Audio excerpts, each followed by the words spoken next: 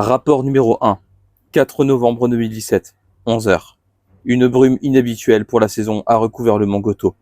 À l'heure où d'ordinaire les cris des milans et des corbeaux animaient l'air, seul un silence assourdissant se laissait entendre. Rapport numéro 2, 16 novembre 2017, 14h. La brume plana à quelque temps. L'après-midi de ce fameux jour, elle s'épaissit soudainement. Elle apparut tout à coup, là où aurait dû se trouver le mont Goto.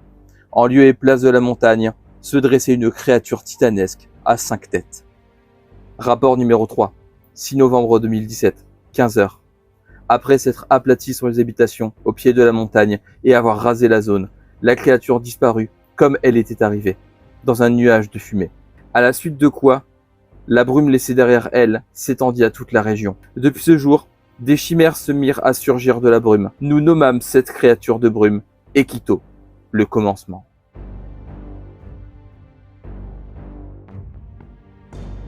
Graou les gens, vous allez bien, c'est les Goshi.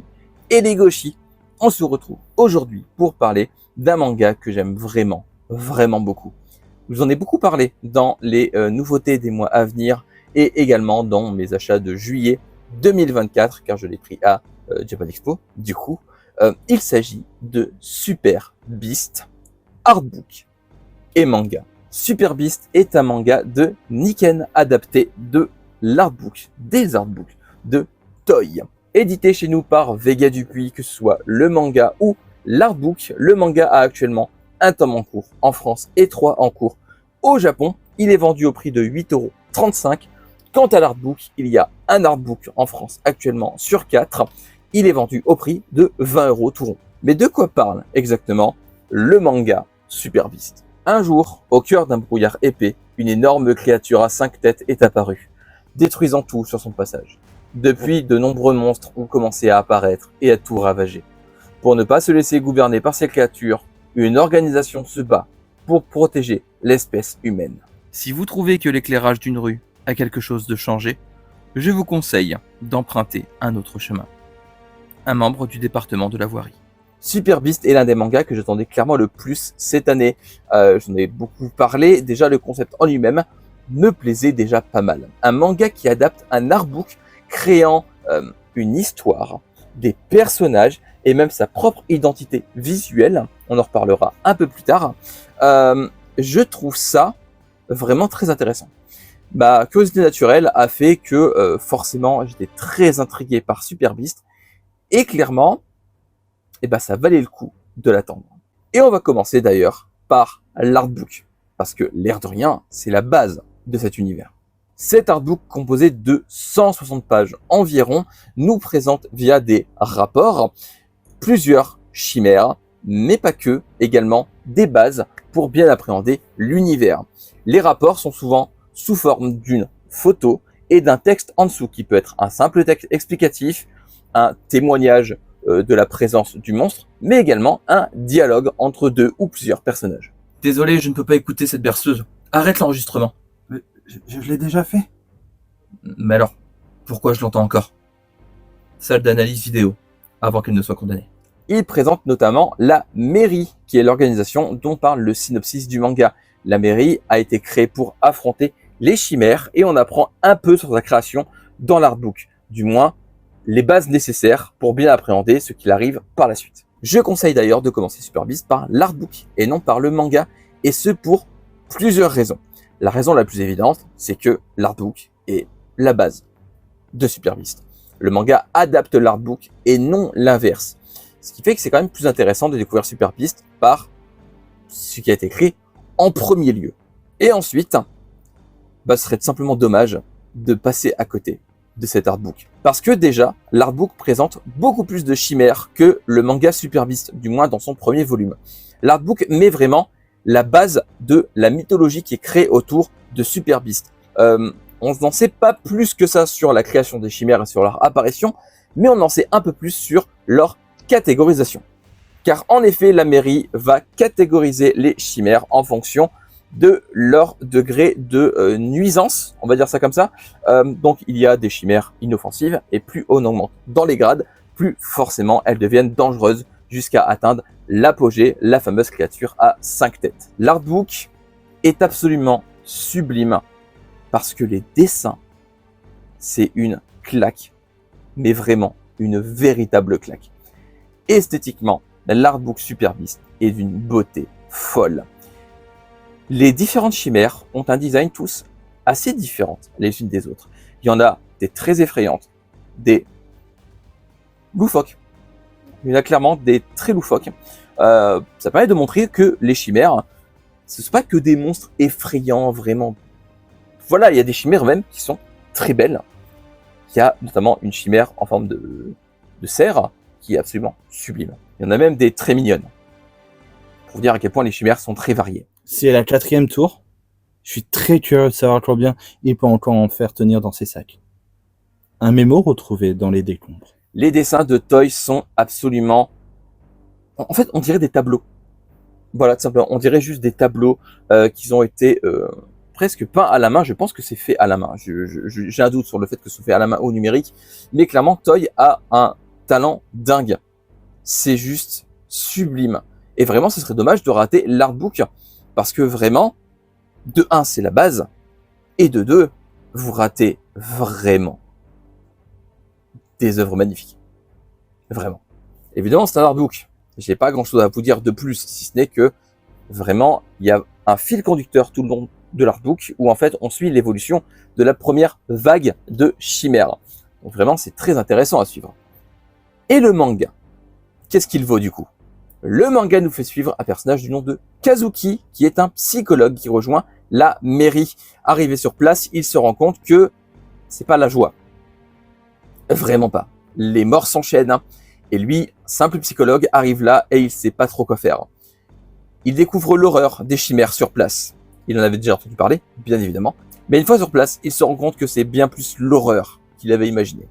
Et en plus, une fois arrivé sur place, on le met à la tête d'une unité, ce qui n'est absolument pas prévu. Forcément, il se retrouve complètement pris au dépourvu et en panique, il se retrouve à la tête de soldats, et notamment d'une, appelée la sorcière, petit surnom que lui donnent les autres de la mairie. En période de saison des pluies, le nombre d'utilisateurs du métro augmente, mais celui de ceux qui en ressortent chute. Un employé de la gare. Cette dernière s'appelle Miko et l'air de rien, elle a un sacré caractère. Et d'ailleurs, le duo Kazuki-Miko fonctionne très bien. Kazuki va devoir prendre son courage à deux mains, il va devoir donner le meilleur de lui-même, et Miko, elle, est un peu je m'en foutiste. Elle est là pour tuer des chimères, et c'est un peu tout ce qui l'anime. Ça et le poulet frit. On en reparlera. Kazuki est un personnage qui subit beaucoup dans ce premier volume.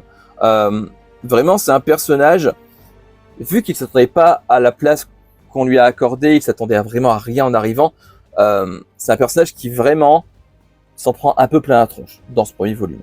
Mais ça en fait pas un personnage inintéressant pour autant. C'est un personnage qui est là pour un peu canaliser Miko, qui elle est une vraie tête brûlée, qui aime beaucoup le poulet frit. Je vais devoir insister un peu là-dessus. Parce que ouais, Miko a du mal à montrer ses émotions. Elle est un peu plate en termes d'émotions. Elle montre quasiment rien. Mais elle aime beaucoup le poulet frit. C'est un peu le running gag de ce premier volume qui me fait beaucoup rire. Parce que oui, il y a quand même de l'humour dans Super Beast. Et il est assez bien dosé. Je dirais pas qu'il est intrusif. Je dirais pas qu'il est là pour casser le... Enfin si, il casse le rythme mais d'une bonne manière. Voilà. Disons que ça rend pas le manga d'un coup ultra sérieux, puis d'un coup c'est comique, mais il arrive de nulle part. Je trouve qu'en fait, l'humour est vraiment bien dosé. Ce qui est une très bonne chose pour un manga qui parle quand même de gros monstres, de kaiju. Appelons-les comme c'est, hein, c'est des kaiju. Et en fait, ça me permet aussi d'enchaîner sur le fait que Miko, au combat, elle tabasse Vénère. Mais Vénère. C'est un personnage qui est très énigmatique, mais en tout cas, ce qui est pas énigmatique, c'est sa puissance. Clairement, les combats, il y en a assez peu dans ce premier volume. Il y en a quelques-uns, mais le peu qu'on voit, c'est très impressionnant visuellement. Les mises en page lors des combats sont vraiment très très réussies. L'apparition de la première chimère dans le manga Super Beast est assez impressionnante. On a une énorme double page qui est absolument sublime. Double page que je vous montre là maintenant, tout de suite, pour montrer à quel point l'apparition est vraiment très impressionnante. J'ai beaucoup aimé les combats de Super Beast. Je le redis, il y en a assez peu, Après, c'est un tome introductif. Je reviendrai un peu là-dessus un peu après, mais il faut se mettre en tête que le premier tome n'est pas là pour vous montrer 40 000 chimères et vous les faire voir se faire défoncer la tronche par Miko et les autres soldats. D'ailleurs, il y a également une chimère inoffensive pour montrer déjà dans le premier volume ce qui est expliqué dans l'artbook, le fait que les chimères ne sont pas là que pour détruire. Il y en a qui sont là et qui sont là, quoi. Vous verrez en lisant. Eh, les électriciens sont de repos aujourd'hui? Ils sont tous de sortie pour aller tirer de nouvelles lignes, il paraît. Une conversation dans la section 4. Le scénario démarre très bien dans ce premier volume, c'est plutôt prometteur, on a des bonnes bases pour apprendre de l'univers, mais je trouve que c'est encore plus agréable à lire si vous avez eu l'artbook avant. J'insiste vraiment là-dessus, parce que clairement, on a des bases, mais il y a des infos dans le premier artbook qui ne sont pas encore présentes dans le manga Super Beast. Et je me demande même si elles seront présentes, parce que j'ai l'impression que le manga Super Beast va un peu à l'essentiel, et qu'il est là pour être un complément de l'artbook, et non l'inverse. Je vais être honnête, j'ai préféré l'artbook au manga Super Beast, parce que l'artbook présente l'univers plus en profondeur, l'artbook est esthétiquement très réussi, le manga est vraiment un complément, mais un excellent complément, cela dit. Je le redis, c'est un premier tome introductif, c'est un tome qui est là pour introduire l'univers, il ne s'y passe pas énormément de choses, mais il s'y passe suffisamment de choses pour vous maintenir en haleine. Clairement, à la fin du premier volume, on n'a qu'une envie, c'est lire la suite. De plus, le tome se finit sur un cliffhanger. Ça donne vraiment envie d'avoir la suite entre les mains. Le seul problème du coup du manga Super Beast, c'est qu'il a l'artbook à côté. Donc forcément, esthétiquement, les dessins de Super Beast, le manga, sont assez jolis, agréables à l'œil. J'ai pas grand chose à dire dessus. C'est pas extraordinaire, c'est dans la norme de ce qu'on fait aujourd'hui. Mais il y a ça à côté, qui est esthétiquement une dinguerie monumentale. Donc forcément, le manga Super Beast souffre un peu de la comparaison avec l'artbook. Mais ça n'en fait pas un manga qui est esthétiquement laid. Hein. On va mettre les termes tout de suite. C'est un très beau manga en termes d'esthétisme. Il est réussi, je trouve. Mais vraiment, l'artbook est quand même vachement plus joli. Mais de toute manière, je le redis, le manga est pour moi un complément à l'artbook et non l'inverse. Donc vraiment, j'insiste vraiment là-dessus. Lisez l'artbook et le manga Super Beast. Les deux sont vraiment complémentaires. Pour moi, l'un ne va pas sans l'autre. Si vous lisez l'un, vous devez lire l'autre, et de préférence dans l'ordre artbook manga, pour avoir la meilleure base possible pour lire le manga. Règle numéro 1. Il n'y a rien de l'autre côté de la porte. Règle numéro 2.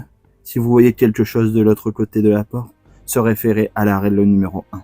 Recommandation pour le poste en porte C. Super Beast, vous l'aurez compris, est pour moi un coup de cœur. Un gros coup de cœur. J'ai beaucoup aimé le manga et l'artbook Super Beast.